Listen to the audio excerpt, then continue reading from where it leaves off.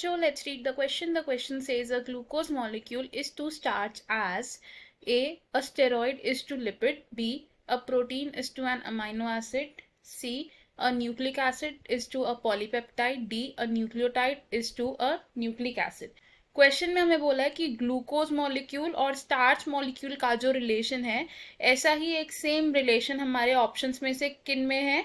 तो in this question हमारा की कॉन्सेप्ट क्या है? The key concept for this question is polymer. तो पॉलीमर हम किन्हें कहते हैं? पॉलीमर्स होते हैं वो लार्ज मॉलिक्यूल्स जो बने होते हैं एक रिपीटेड यूनिट से, और उस रिपीटेड यूनिट को हम क्या बोलते हैं? मोनोमर. तो हम क्या लिख सकते हैं? Polymers are large molecules that are made up of repeated units, और इन रिपीटेड यूनिट्स को हम क्या कहते हैं? मोनोमर्स. तो अगर हम कुछ एग्जाम्पल्स देखें पॉलीमर्स के, हम बनाएंगे दो कॉलम्स. फर्स्ट कॉलम में हम लिखेंगे पॉलीमर का नाम, और सेकंड कॉलम में हम लिखेंगे उस मोनोमर का नाम जिनसे ये पॉलीमर्स बने हैं. फर्स्ट एग्जाम्पल होगा हमारा starch.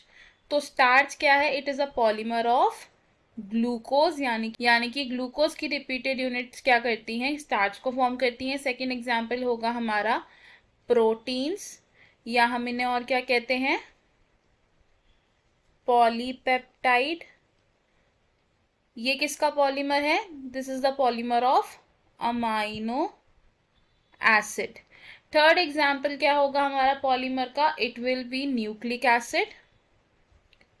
Nucleic acid. Nucleic acids होते हैं पॉलीमर्स ऑफ न्यूक्लियोटाइड्स, यानी कि न्यूक्लियोटाइड्स की रिपीटिंग यूनिट्स क्या करती हैं? न्यूक्लियोटाइड्स को बनाती हैं.